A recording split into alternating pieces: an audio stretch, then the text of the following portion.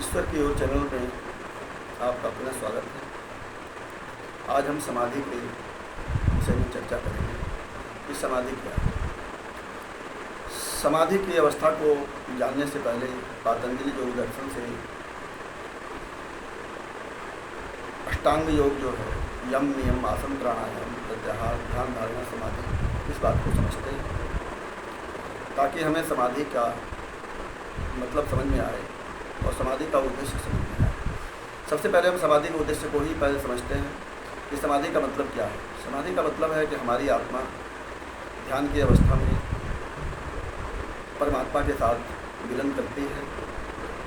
वह अवसर होता है कि हम अद्वैत से द्वैत की तरफ जाते हैं, द्वैत से हम अद्वैत की तरफ जाते हैं। आत्मा और परमात्मा जो हमने अलग अलग समझ रखा है, इन दोनों तत्वों को समझते हैं और ये दोनों तत्व जब एकाकार होते हैं तो उस अवस्था को समाधि कहते हैं। समाधि एक ऐसी अवस्था है जिसका के बारे में इसका एक्सपीरियंस, इसका अनुभव कोई बता नहीं सकता, क्योंकि वहाँ मन समाप्त हो जाता है और केवल होश रह जाता है। जहाँ मन समाप्त हो जाता है तो साक्षी भाव भी समाप्त हो जाता है, और साक्षी भाव समाप्त हो जाता है तो फिर हम उसके बारे में कुछ बता नहीं सकते, कुछ अनुभव कर नहीं सकते। साक्षी भाव तक हम अनुभव करते हैं कि दृष्टा दृश्य दृष्टा क्या देख रहा है, क्या दृश्य आ रहा है। हमारी बुद्धि, हमारा मन शांत होने के बाद हम उसको बता सकते हैं कि हमने क्या देखा, क्या सुना, क्या समझा और हमें क्या एक्सपीरियंस हो रहा है। लेकिन समाधि एक ऐसी अवस्था है जिसमें सिर्फ होश होता है, बाकी कुछ नहीं होता, कोई एक्सपीरियंस हम बता नहीं सकते, वो हमारी समझ से बाहर है। नींद में हम बेहोश रहते हैं, हमें होश नहीं रहता।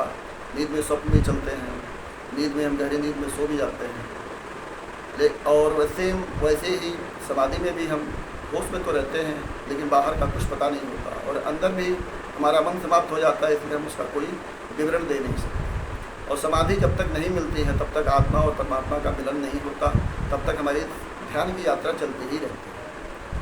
तो हम सबसे पहले समाधि में पहुंचने से पहले हम उन अवस्थाओं के ऊपर प्रकाश डालते हैं जहां से हम समाधि को पहुंचते हैं। अष्टांग योग के दो पक्ष हैं, एक पक्ष है बाह्य पक्ष और एक है अंतर्मुखी पक्ष, अंतर पक्ष।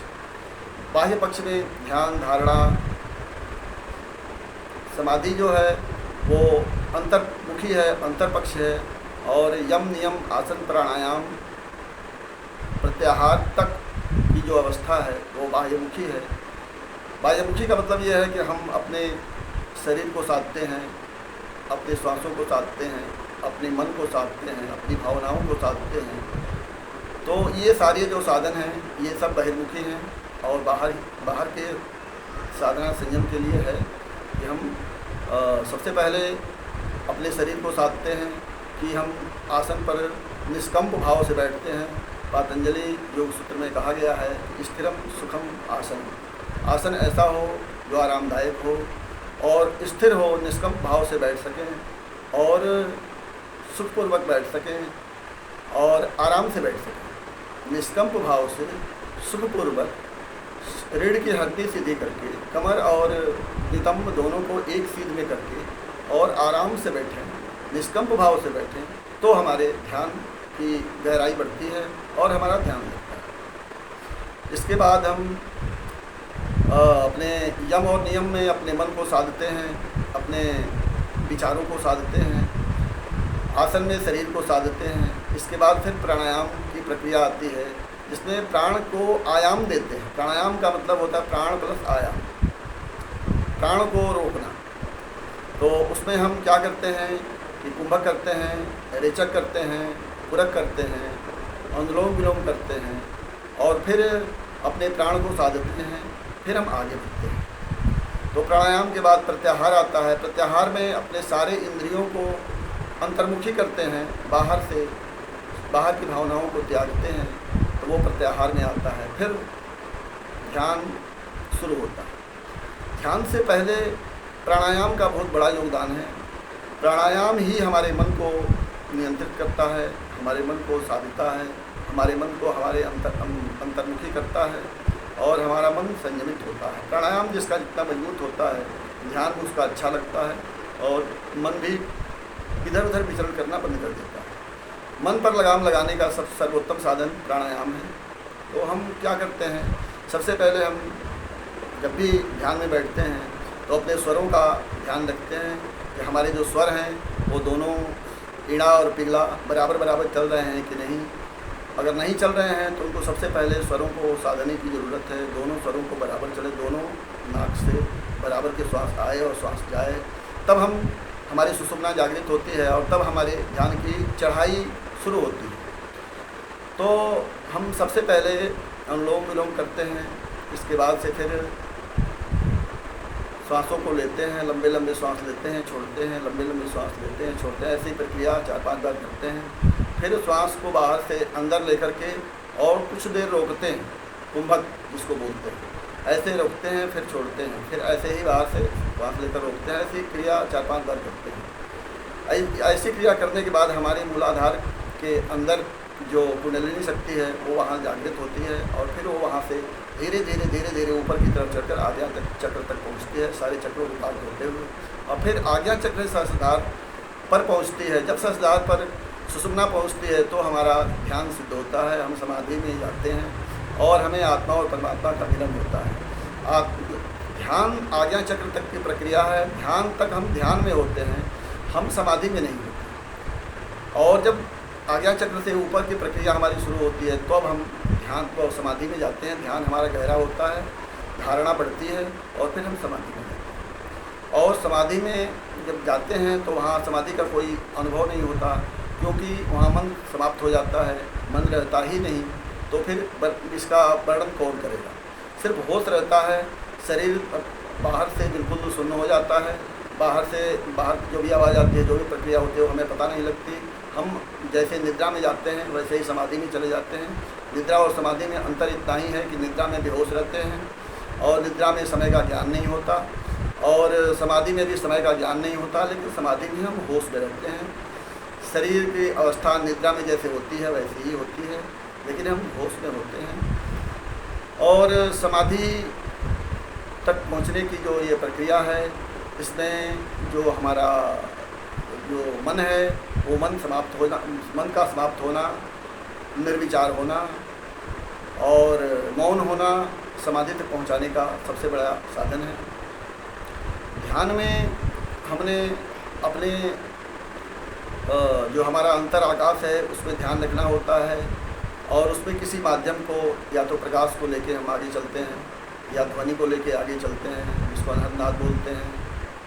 और अंतर आकाश को ध्यान में रखते हुए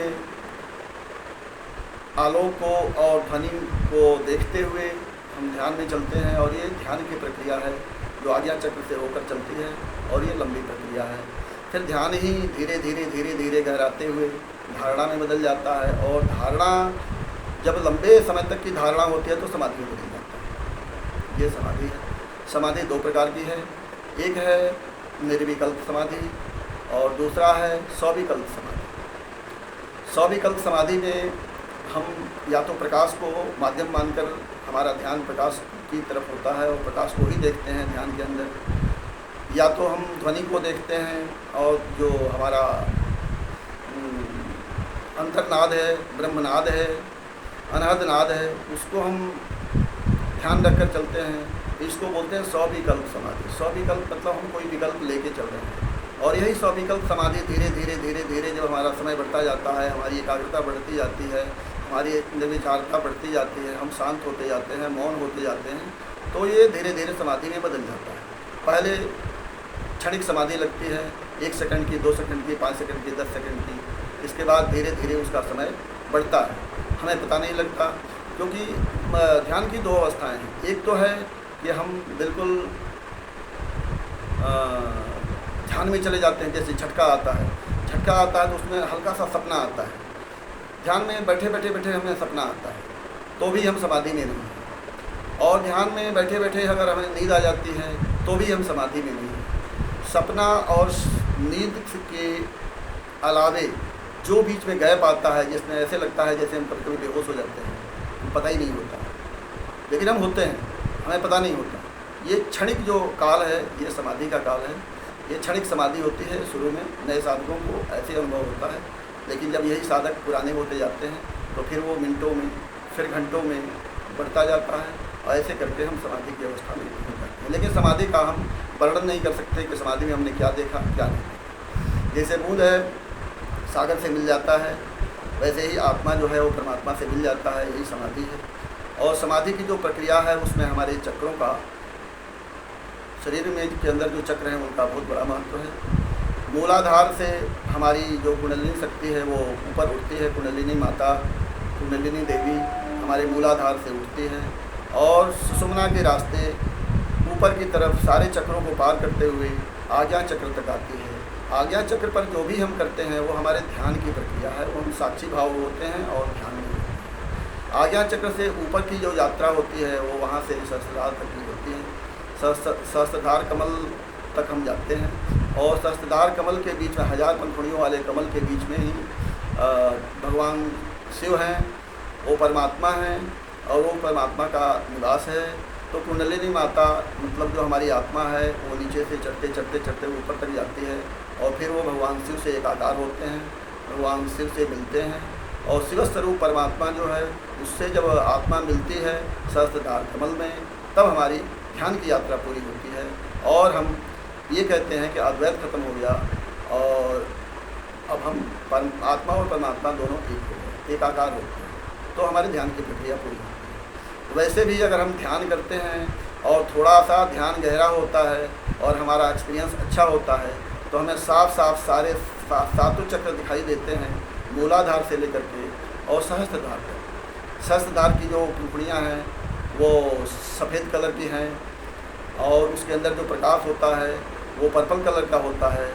और जो सहस्त्रधार कमल है पहले सामने फ्रंट से दिखता है, जैसे कोई फूल है, जैसे सूरजमुखी का फूल है और लटका हुआ है, तो जो फ्रंट का पार्ट है जैसे सूर्य की तरफ होता है वैसे ही फ्रंट का पार्ट पहले दिखता है। इसके बाद से धीरे धीरे धीरे धीरे वो खड़ा हो जाता है और फिर उसके अंदर से सफ़ेद प्रकाश निकलता है। जो सफ़ेद प्रकाश है जो हमें आंखों से दिखाई तब देने लगता है वही हमारे परमात्मा का प्रकाश है, हमारी आत्मा का प्रकाश है। तो ये जो भी बातें हैं, सहस्त्रधार कमल दिखता है, चक्र दिखते हैं, ये सब अब हमारे अनुभव हैं। मैं अपने अनुभव की बात करता हूँ। मैं भी साइंस का स्टूडेंट रह चुका हूँ, मुझे भी पहले इन सब चीज़ों पर विश्वास नहीं था, लेकिन ऋषियों मुनियों ने जो भी ग्रंथों में लिखे उसको हमने देखा, उसको सुना, उसको समझा, इसके बाद गुरुओं से मिले और ज्ञान प्राप्त किया, उसके ऊपर चले। इस सब कुछ करने में हमें 30 साल के करीब लगे। हमने 94 में नारायण दत्त श्रीमाली जी जो हैं उनसे कुंडलिनी जागरण की दीक्षा ली थी और उस दीक्षा को लेने के बाद लंबे समय तक 30 साल तक की प्रक्रिया में हमें ये अनुभव हुआ कि हमारी कुंडलिनी जागृत हो रही है और हम इन सब अंदर चीज़ों का दर्शन कर पा रहे हैं, देख पा रहे हैं। तो ये सारी चीज़ें, इसके बाद अभी भी बहुत लंबी यात्रा है जहाँ तक हम पहुँचे नहीं। और बस ये है कि हम उस सड़क पे चल रहे हैं, उस सवारी में बैठे हैं जो हमारे गुरुदेव के गोद में हम बैठे हुए हैं और हम उस सड़क पे चल रहे हैं जिस सड़क पे हमें पता है कि यही हमारी अंतिम मंजिल है और जो अंतिम मंजिल है वो आएगी और हम पहुँच जाएंगे। आज्ञा चक्र से आगे की क्रिया हमारे सदगुरुदेव की है, वो हमें आगे पहुँचाते हैं सहस्त्रधार कमल तक। और फिर सहस्त्रधार कमल से भी ऊपर की यात्रा शुरू होती है।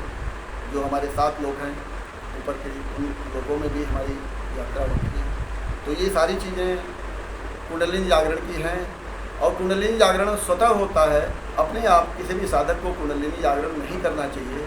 ध्यान की अवस्था में धीरे धीरे स्वतः ही कुंडलिनी जागृत होकर के और ऊपर की तरफ चढ़ता है और हमें पता चलता है और हम धीरे धीरे ध्यानस्थ होकर के बाद में समाधिस्थ हो जाते हैं। इन सब प्रक्रियाओं के लिए मैं ये कहूँगा कि हमें किसी सद्गुरु से दीक्षा लेनी चाहिए और सद्गुरु को के शरण में जा कर के ही और हमें इन सब चीज़ों को सीखना चाहिए, करना चाहिए। कुंडलिनी जागरण तो कतई अपने हिसाब से नहीं करना चाहिए, सद्गुरु से शक्तिपात लेना चाहिए और सद्गुरु से दीक्षा लेनी चाहिए, मंत्र लेना चाहिए और फिर गुरु के सानिध्य में रह करके ही कुंडलिनी जागरण करनी चाहिए अगर प्रत्येक चक्रों को जगाना है तो। नहीं तो ध्यान धारणा और समाधि में स्वतः ही कुंडलिनी धीरे धीरे धीरे धीरे जागृत होनी शुरू हो जाती है और हमें जितनी आवश्यकता है उतनी वो जागृत हो जाती है और हम ध्यान से समाधि की तरफ चले जाते हैं। इसके अलावा कुंडलिनी जागरण जो है, अगर हम त्राटक करते हैं तो भी हमारी कुंडलिनी धीरे धीरे जागृत होती है और हमारा थर्ड आई भी जागृत हो जाता है। शक्ति चक्र त्राटक है, दर्पण त्राटक है, ज्योति त्राटक है। इससे भी हमारे थर्ड आई के जागृत होने के और हमारे चक्रों के जागृत होने के चांस बहुत अच्छे होते हैं। और जैसे जैसे हमारी एकाग्रता बढ़ती है वैसे वैसे कुंडलिनी हमारी आवश्यकता अनुसार धीरे धीरे गिरती है और सहस्त्रधार करती है। अगर ध्यान की भी एक यात्रा का लिमिटेशन है कि ध्यान कब तक हम करते रहें। ध्यान तो एक ऐसी प्रक्रिया है जो लंबी चलती है। अगर हम ध्यान करते हैं, ध्यान करते करते हमें अंदर सातों चक्र दिखाई देने लग जाते हैं और सहस्त्रधार कमल दिखने लग जाता है और वहाँ से जो आती हुई प्रकाश है वो दिखाई देने लग जाता है, तो हमारे ध्यान की यात्रा पूरी हो गई। अब हम समाधि की तरफ चलने लग गए और हमने ये जानना चाहिए कि परमात्मा की बहुत बड़ी कृपा है। अगर हमें अनहद नाद सुनाई देता है, अगर हमें ध्यान में प्रकाश दिखाई देता है और अगर हमें वो सारे चक्र दिखाई देते हैं, सहस्त्रधार कमल दिखाई देता है, तो हम बड़े सौभाग्यशाली हैं। हमने कई जन्मों के पुण्य किए हुए हैं, सद्गुरु की कृपा है, सद्गुरु की रहमत है कि हमें ये सब चीज़ें दर्शन करने के लिए मिली और हम बिल्कुल सही रास्ते पे चल रहे हैं। और समाधि तो एक ऐसी प्रक्रिया है, ध्यान एक ऐसी प्रक्रिया है कि इसमें हम घंटों ध्यान करते रहें, हमें आनंद ही आता है। अगर हमारा ठीक से ध्यान लगता है तो रात के 8 घंटे का नींद, अगर 2 घंटे का ध्यान लगता है तो उसमें रिकवरी हो जाती है, हमारे बॉडी को पूरी एनर्जी मिल जाती है। जो हम 8 घंटे सोते हैं उससे अच्छा अगर 2 घंटे ध्यान कर लेते हैं तो हमें 8 घंटे की नींद की भी आवश्यकता नहीं होती, क्योंकि नींद में भी हमें एनर्जी मिलती है। हम अपने आत्मा के साथ होते हैं और शांत होते हैं और एनर्जेटिक होकर सुबह उठते हैं। और ध्यान में भी हम अगर आधे घंटे, 1 घंटे, 2 घंटे ध्यान करते हैं तो भी हमारी बॉडी एनर्जेटिक हो जाती है, क्योंकि उस बॉडी में 2 तरह की एनर्जी मिलती है। एक तो हमारी कुंडलिनी की एनर्जी मिलती है और दूसरा जब हम ध्यान में होते हैं तो हमारे सहस्त्रधार से, ब्रह्मांड से हमारी जो शक्ति है वो ऊर्जा हमारे सहस्त्रधार के माध्यम से हमारे शरीर में आने लगती है, तो हमें डबल एनर्जी मिलती है और हम एनर्जेटिक हो जाते हैं। तो ये है समाधि। समाधि में 2 तरह की समाधि हमने बताई, एक निर्विकल्प समाधि और एक सविकल्प समाधि। निर्विकल्प समाधि जो है वो है कि जिसमें कोई विकल्प नहीं है, और सविकल्प समाधि वो है जिसमें विकल्प है। या तो हम प्रकाश को देख करके ध्यान कर रहे हैं, ध्यान करते करते समाधि में जा रहे हैं, या तो हम अनंत नाद को सुनते हुए समाधि में जा रहे हैं। तो यहाँ सब विकल्प है। लेकिन और ये जो प्रक्रिया है, ये जो विकल्प है, धीरे धीरे जो सविकल्प समाधि है, यही जब गहराती है, जब लंबी चलती है और यही जब लंबा एक्सपीरियंस होता है तो निर्विकल्प समाधि में बदल जाता है और चाह करके हम समाधि नहीं लगा सकते। ये हमारे सद्गुरु की कृपा है, परमात्मा की कृपा है। जब परमात्मा की कृपा होगी तभी समाधि हमें लगेगी।